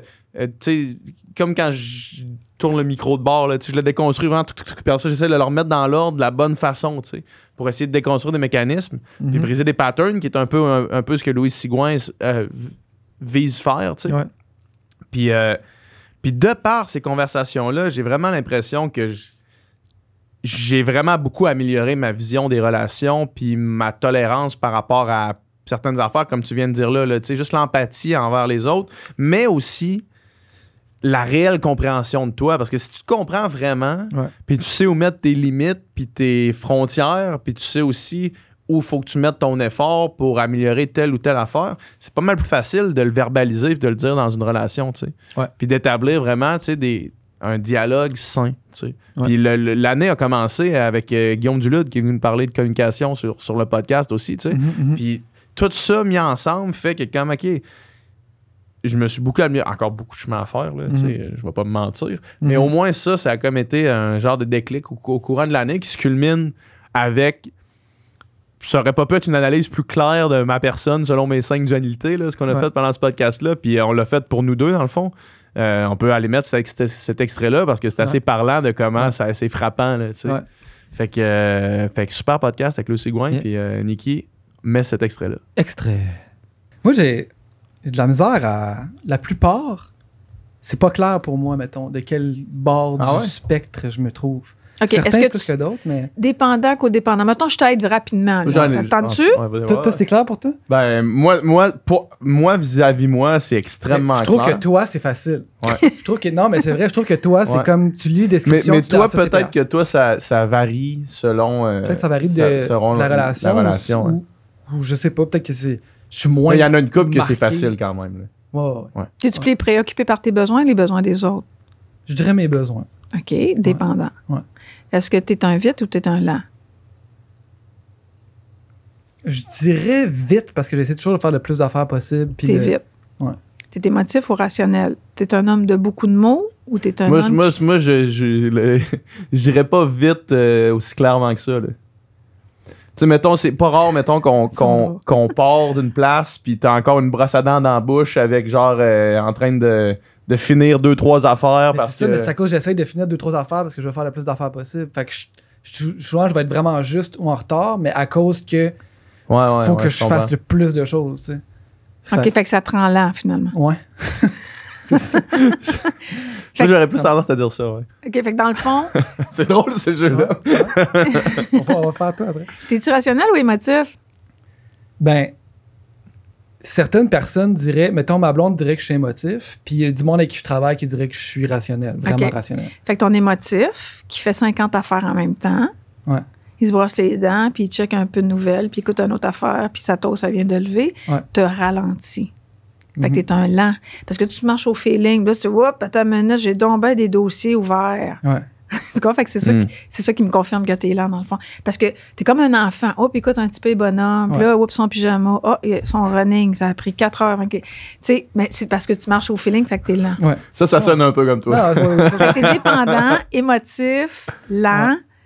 Quoi d'autre? Actif, rêveur. Mais il est quand même... mais au travail, peut-être qu'il est différent. Non, mais même t'es quand même rationnel, mais je pense que t'es un rationnel qui parle pas trop là, de ses émotions, mettons. Là. Tu sais, la dualité rationnel-émotif, il est vraiment rationnel sur plein d'affaires de comme... t'es super cartésien sur, mettons, les études, pis ces choses-là, puis la science, pis ces trucs-là.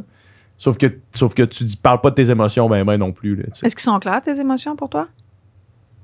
C'est clair comment tu te sens, mettons, sans être capable de le nommer? Ouais, mais c'est assez égal, dans le sens que c'est rare qu'une journée je vais être vraiment triste ou une journée je vais être... Oui, c'est pas nécessairement dans l'expression, mais c'est parce que probablement, lui, il te voit au niveau du travail, puis peut-être qu'au niveau amoureux, il est différent. Ben, c'est sans aucun doute. Là. C'est probablement ça. Ouais. Puis c'est peut-être tes champs d'intérêt qui sont très cartésiens et intellectuels, mais en fait, en relation, quand tu t'exprimes, est-ce que tu es un être de peu de mots ou tu es un être qui s'exprime librement et facilement? C'est là que ça va le déterminer. Je dirais un être qui s'exprime librement et facilement. OK. Fait que tu es plus rationnel, dans le fond. Moi, fait que les rationnels, ils sont très sensibles. Là. C'est pas, les rationnels, c'est pas des pierres, puis c'est pas des gens, pas de cœur. Ouais. C'est juste que quand ils s'expriment, c'est des mots qui sortent au lieu que ce soit une émotion. Ça t'aide-tu à clarifier? Moi, je dirais plus ça, là, pour toi. Ouais, rationnel. Fait qu'un dépendant, rationnel, lent. Ouais. C'est quoi qui reste? Actif, rêveur. T'es-tu un amoureux, un lover? Ouais. Puis vite, fusionnel, solitaire. T'aimes-tu ça passer du temps à cocooning ou t'aimes plus faire toutes tes affaires puis rentrer à la maison puis être content de retrouver ta blonde? Je caricature rapidement, là, mettons, là, mais... Ça, c'est pas clair. Parce que quand je suis avec ma blonde, je suis très fusionnel. Ouais. Mais on peut être des longs bouts sans être ensemble aussi, là, tu sais. Puis toi, t'es bien parce que tu te réalises dans ta job, tu vois tes amis, tu vois ta famille, tu fais tes activités. Puis t'es bien de faire ces affaires-là sans elle. Ouais, mais c'est principalement le premier point, là, la job. Les amis, la famille, c'est moins présent un peu. Là. OK. Mais ouais, c'est surtout ça. Fait que quand t'es là, mais t'aimes ça te réaliser dans les autres domaines de ta vie. Ouais. Parfait. Fait que c'est probablement plus un solitaire. Mais quand t'es là, t'es là. Ouais, quand je suis là. Et on est de retour. C'était le podcast avec Louise Sigouin. Puis je repense à ce que tu disais juste avant, là, tu sais, puis... le chemin, tu sais, mettons, moi, en ce moment, dans ma relation, j'ai de loin la meilleure communication que j'ai eue ever dans ma vie, mettons, là, en couple, mettons. Là. Puis c'est sûr que toutes les discussions qu'on a au podcast, on fait en sorte qu'aujourd'hui, je suis comme meilleur que j'ai été, que j'ai catché des affaires. Fait que comme toi, c'est comme... Des fois, il y a des affaires qui sont dites, puis c'est comme, OK, Ouais. Ça fait du sens, ça fait bien du sens. Ça fait bien du sens. Puis après ça, c'est comme... Ouais. Là, nous, on a donné nos 3 moments préférés de l'année. Nicole, qui est là avec nous. Nicole, qui est plus dans le local. On a changé sa position à peu près 7 fois. Nicole, il a passé... En 2021, Nicole, il a passé 2 mois accroupi en petit bonhomme dans le coin de la pièce parce qu'on n'avait pas encore sorti la technique dans... Nicole, c'est un vrai warrior. On a déménagé de local. Il nous a aidé. Nicole, j'ai des mal de dos à n'en plus finir maintenant. T'as mal dans le cou aussi à cause de la chaîne avec laquelle on t'attache à ton bureau. Ça, c'est vrai aussi. Je commence à être tanné aussi de boire uniquement de la Hochelag. il est tout le temps sur la Hochelag. On n'a pas d'eau dans le local. Je commence à être tanné d'être sous. Non, mais moi pour vrai, tu sais, il y en a eu plein là, des podcasts, mais le podcast avec Jean-Martin Fortier m'a vraiment resté en tête. Je dirais qu'il est arrivé dans un moment aussi où qu'on parlait beaucoup d'acheter local. Puis on en a parlé... on en a parlé beaucoup, là, évidemment, dans ce podcast-là. Puis il nous a expliqué, il nous a vraiment bien fait comprendre pourquoi c'est important, en fait, je trouve, de consommer local. Puis au-delà de ça aussi, ce que j'ai trouvé nice, c'est qu'il parlait de comment il faisait pour optimiser sa ferme à lui comme tel. Parce que lui, il disait qu'il y a 1 hectare, mais la réalité, c'est que quand les gros producteurs de bouffe, mettons, ils ont je sais pas combien d'hectares, mais comme c'est infiniment plus gros que ce que lui que lui a. Mais par contre, lui, il a développé ses propres techniques d'optimisation pour arriver à pas concurrencer en termes de quantité. À maximiser son espace. À maximiser vraiment son espace à lui. Ouais. Puis c'était comme pour moi, c'était un univers qui était loin vraiment de ce que je connais, mais c'était super intéressant en fait. Puis il a vraiment bien réussi à vulgariser tout ça. Moi, ça a vraiment été un podcast fort là, dans la dernière année. Comme tout podcast confondu, c'est un podcast qui est resté, qui m'a fait aussi réfléchir aussi sur tout le gaspillage alimentaire, là, and shit, là, on en a parlé beaucoup. Puis non, moi, ça m'a fait réfléchir, puis ça m'a fait changer les habitudes que j'avais, là, carrément. Là. Puis moi, mettons, là, après qu'il soit venu, j'ai commencé à faire quelque chose. J'ai commencé à aller à la boulangerie sur Wellington pour pogner mon pain. Puis, tu sais, je veux dire, c'est rien, là, c'est minime, là, tu sais, on s'entend. Au lieu de le pogner à l'épicerie. Au lieu de le pogner à l'épicerie, de pogner une miche de pain, man, genre 2 fois par semaine à la boulangerie sur Wellington. Dire bonjour au petit monsieur. Dire bonjour au monsieur, j'en profite pour me prendre un croissant, mettons, là, tu sais, ou genre whatever qu'ils ont à ce moment-là. Puis là, j'amène ça chez nous. Puis là, c'est mon pain, mettons. Puis je me suis pas inscrit, malheureusement, encore à un panier de bouffe. Sauf que ce que j'ai fait, j'ai une application, puis parce que j'ai eu une collab avec cette application-là qui s'appelle Too Good To Go. Puis c'est genre, ils te donnent des... tu vas voir, mettons, à chaque jour, puis là, ils vendent des paniers de non vendus dans les commerces locaux, mettons. Là. Fait que là, tu peux acheter un panier qui vaut genre 20$ à genre 3,99$ parce qu'ils vont jeter les affaires. Fait que ça, j'ai commencé à faire ça plus souvent. Puis dans le coin de Verdun, il y en a plein. Fait que si jamais ça t'intéresse, tu checkeras ça. C'est vraiment cool. Mais c'est toutes les valeurs qui viennent avec ça aussi de proximité, de communauté. Tu sais, c'est vraiment, tu sais, mettons, le retour, tu sais, j'en parlais avec Jay tantôt, off-cam, tu sais, de mouvements de retour au village, aussi de retour de se créer des micro-communautés. Tu sais.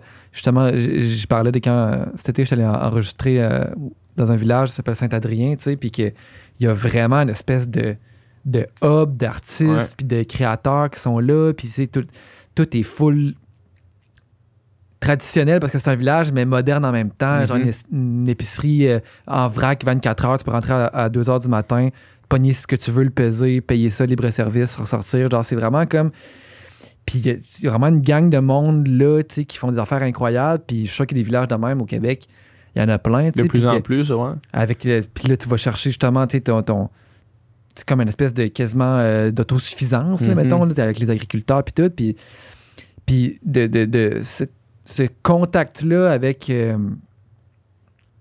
sa bouffe aussi, là, tu sais, avec, mettons, d'aller chercher toi tu parlais de chez le boulanger, mais tu sais, d'aller au marché Jean Talon, d'aller, tu sais, puis d'avoir le feeling que, tu sais, ta tomate, elle a été cueillie par ce gars-là qui t'a donné, puis qu'elle a été comme faite, tu sais, entretenue, faite pousser avec amour, avec, tu sais, avec, tu sais, puis Puis là, je pars dans une autre affaire. Mais tu sais, c'est ça qui fait, tu sais, des fois, on est tellement déconnecté que, tu sais, on oublie quasiment que le monde, tu sais, quand on mange de la viande, on oublie que c'est de la viande, là, qu'on oublie que c'est quelque chose que... C'est un animal. Fait que, tu sais, de retrouver cette proximité-là avec la bouffe, moi, c'est pas quelque chose que... C'est quelque chose que je fais plus qu'avant un peu parce que je cuisine vraiment plus, mais ça, c'est comme le fun, tu sais, de cuisiner les choses en saison, tu sais, d'avoir une espèce de contact avec...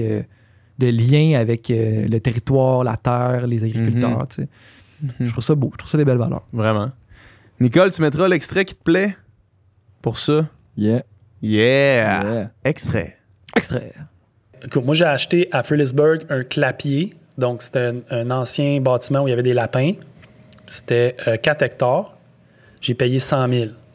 Fait que c'était même pas une ferme à la base. C'était juste un terrain. Oui, c'est un terrain. Puis, tu sais, tout mon modèle à moi est né de ma contrainte d'espace. C'est que, j'avais 4 hectares, j'avais 3 en bois que je voulais pas couper. C'était une érablière. Puis, fait que j'avais 1 hectare. Puis, au milieu de ça, il y avait un clapier qui faisait 100 par 40 que j'ai divisé en 2. J'ai construit ma maison dans une partie. C'était hot. C'était comme une grosse bâtisse comme ici. Là. Puis là, j'ai framé des planchers, des plafonds. Je me suis fait une maison. Mais ma contrainte de terrain, c'est que j'avais 1 hectare. Fait que moi, j'ai voulu la rentabiliser, la maximiser, développer des techniques pour toujours faire plus de légumes sur 1 hectare.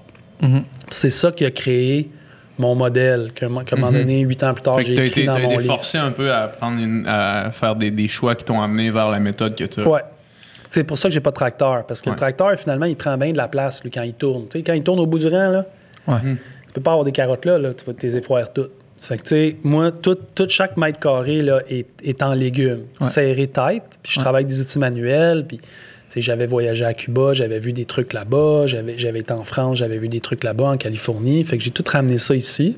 Puis on a mis tout en place un système qui est vraiment super performant, mais avec des outils manuels qui coûtent pas cher. Fait que, pour répondre à la question de tantôt, c'est les jeunes qui sortent de McGill n'ont pas besoin d'être propriétaires. Ils peuvent louer une terre, se partir une business, se monter des serres. Puis là, après 2-3 ans, là, ils ont une petite mise de fonds, ils ont un business case. Là, ils peuvent aller à une banque puis dire, écoute, moi, je vais acheter une terre. Je vais acheter une maison. Mais il faut que tu le fasses par étapes. Fait que, mais le modèle que moi, je fais, il te permet de faire ça. Mets-toi un container là, sur un demi-acre là, ou un demi-hectare, puis t'es capable de faire de l'argent. Sur ton arc, combien de légumes différents tu fais? Puis mettons, combien de récoltes dans une saison tu peux faire? Ben, moi, je vais faire 2 à 3 légumes par... On a tout divisé l'hectare en planches. Là. Comme, on a des blocs et des planches. Tu vas faire des successions. Donc, mettons que tu vas... Là, en ce moment, je vais ramasser des radis que j'ai semés, je sais pas moi, début mars. Okay? Là, je vais les ramasser. Après ça, le même jour, je vais transplanter des laitues. Les laitues vont être 40 jours. Puis après ça, je vais mettre des haricots. Fait que, je vais avoir dans une même planche 3 légumes.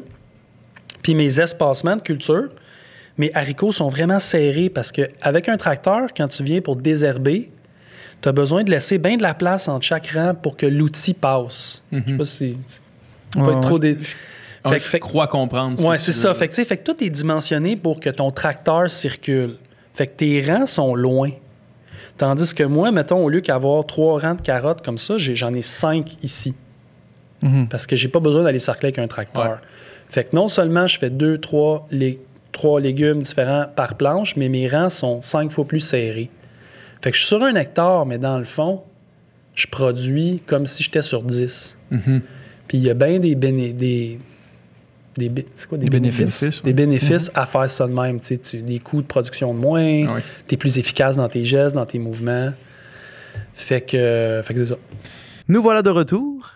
Nous voici de retour. Avant de clore l'année, de clôturer ce best-of, on va faire un petit une couple de mentions honorables. Parce qu'il y a tellement de podcasts, on pourrait en mettre à l'infini. Pour mettre un extrait pour chacun des podcasts qu'on a fait. Exact. Mais il y en a certains qui nous marquent plus. Là, quand on regarde la liste, on fait ah oui, ça c'était vraiment quelque chose. Moi j'avais André Marquis. Ouais. André Marquis, puis ça, je pense que c'est un de ceux qui a été le plus partagé par le monde. Là. On dirait que ça a vraiment comme... un de ceux qui est le plus écouté aussi en audio. Un de ceux qui est le plus écouté. C'était comme le premier podcast qu'elle faisait. Ouais. Puis tu sais, elle est vraiment... C'est une fille extraordinaire. Premièrement, elle est fucking attachante. Là, elle est drôle, elle est bubbly, elle est le fun. Tu sais. Puis elle a une histoire, tu sais, l'histoire d'entrepreneuriat de même de succès de started from the bottom. Là. C'est quand même c'est inspirant pareil. Là, puis quand il expliquait que ça a commencé en étant 15 000 $ dans le rouge. En vendant 2 t-shirts la première semaine. Puis c'est comme c'était rough, là, le gros struggle. Puis en y croyant, puis en travaillant fort, puis en étant débrouillard, c'est comme devenu ce que c'est devenu. C'est vraiment beau. Andréane, tu sais, moi je l'ai revu une couple de fois après là, dans d'autres contextes. Puis quand elle se met à parler de business, tout le monde ferme sa gueule. Tu fermes ta gueule et tu l'écoutes parce que tu bois ces mots. Là, genre, c'est comme. Elle est vraiment, vraiment sharp et crissement fine aussi. Mais il y a du monde que. Tu sais, comme Elisabeth Rioux, mettons, il y a du monde que c'est comme évident qu'ils ont comme un talent. Il y en a qui ont des talents pour la musique, il y en a qui ont des talents pour la peinture, puis les autres qui ont un talent pour ça. Ouais, c'est ça. Puis tu sais, son motto à Andréane, c'est dans le doute, gaz au bout. Là. Mais tu sais, ça marche. Si t'as les intuitions qu'elle a là, parce que Joe Blow qui se dit dans le doute gaz au bout, qui double hypothèque sa maison pour lancer sa compagnie de je sais pas quoi qui marche pas pantoute là, parce qu'il est allé dans le doute, il était dans le doute, fait qu'il est allé gaz au bout. Là. C'est pas optimal. C'est pas tout le temps un bon conseil. Il y avait lui. Roger Godbout sur le sommeil, c'était vraiment intéressant. Docteur Dodo, ça m'a aidé beaucoup à comprendre. Mais c'est comme ça qu'il s'appelle. Il dit moi-même, je suis le docteur Dodo, puis il y a des affaires que je comprends pas. Là. Ça, c'était dans la lignée, justement. Plus scientifique. Expert scientifique sur des domaines. On avait fait l'an passé. La mémoire. Sonia Lupien avec le stress. On a fait la mémoire cette année. On a fait plusieurs, mais Monsieur Godbout, c'était. Par sa personnalité aussi, puis par le sujet, c'était un podcast qui stand out. Là. Vraiment. Puis, je veux dire, c'est ça. Tout le monde dort, man. Une bonne partie de sa vie. Là. Fait que might as well en profiter. Là. Faire ça comme du monde. Ouais. Vincent Vallière. Vincent Vallière, c'est le fun. C'était... ça, j'avais dit ça dans le podcast. C'est comme j'avais l'impression de parler à moi du futur. Ouais, exact. C'était comme si on se ressemblait un peu d'où on venait, comme de genre de famille, puis de genre de parcours de vie, mais juste comme lui, comme il est plus 12 ans en avance, mettons. Puis, quand il parlait de... mettons, fin vingtaine, début trentaine, c'est quand, mettons, On va s'aimer encore est sorti. C'était comme, il venait s'acheter une maison, commencer à fonder une famille.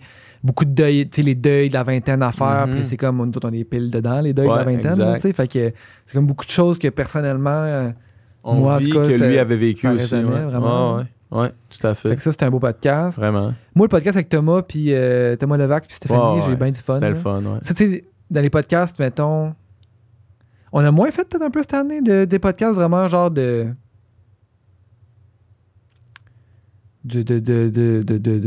qu'on rit tout le long, là, qu'on fait juste comme niaiser. Comme... Mais en même temps, on a dit plein d'affaires. Mettons, la discussion sur OnlyFans, c'était fun. Puis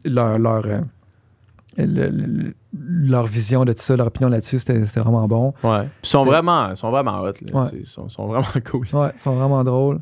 Kim Lizotte, c'était quelque chose. Si vous voulez, en fait, là, on fait un best-of 2021, mais si vous voulez un commentaire sur les podcasts qu'on a fait, c'est pas mal ça qu'on a fait quand Kim est arrivé. On a juste parlé des podcasts qu'on a fait, puis à rajouter son interprétation de plein d'affaires. C'était vraiment le fun.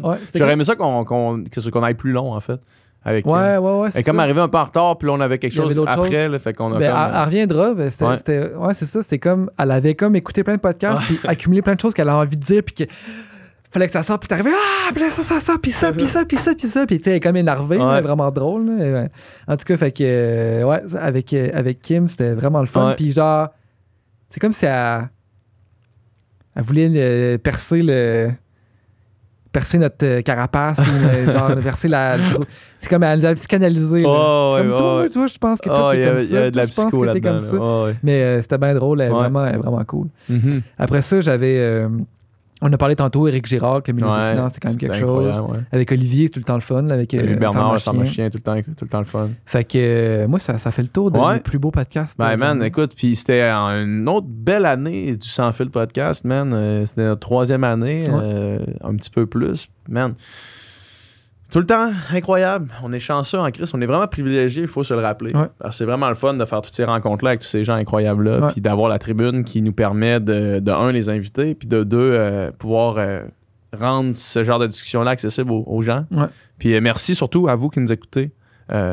Parce que sans vous autres, il va falloir que tu parles pour avoir la caméra sur toi. Hey, merci à toi de nous écouter à la maison. On t'aime. Parce que sans vous, il n'y aurait pas de sans filtre. Puis that's it, man. Merci beaucoup. Bonne année. Puis good job, Dom. Bonne rock. année, puis on rock. On va prendre une petite pause, puis après ça, on repart 2022. Yeah. Oh yeah. C'était du contenu excellent. Ah, c'est tout un podcast qu'on vient d'avoir. Oh yeah. Si vous voulez plus de contenu excellent, comme ce que vous venez d'entendre, allez sur notre Patreon. Sur notre Patreon, vous pouvez vous abonner pour 3$ par mois. C'est ça, 3$? Ouais, 3$ par mois. 3$ par mois et vous avez les podcasts en avance. Ça veut dire que vous êtes les premiers de votre groupe d'amis à avoir écouté les podcasts. Puis vous allez pouvoir avoir une avance. Quand vous allez, tu sais, la dynamique entre les amis, c'est tout le temps d'avoir une avance sur les autres. Tu veux toujours avoir une avance sur les gens autour de toi. Ben, avec Patreon, tu as une avance sur l'humanité complète. Puis, en plus, parce que là, je sais que le podcast finit, vous voulez nous entendre jaser davantage, on fait encore moins de filtres après chaque podcast. Fait que là, on vient de finir de tourner le podcast.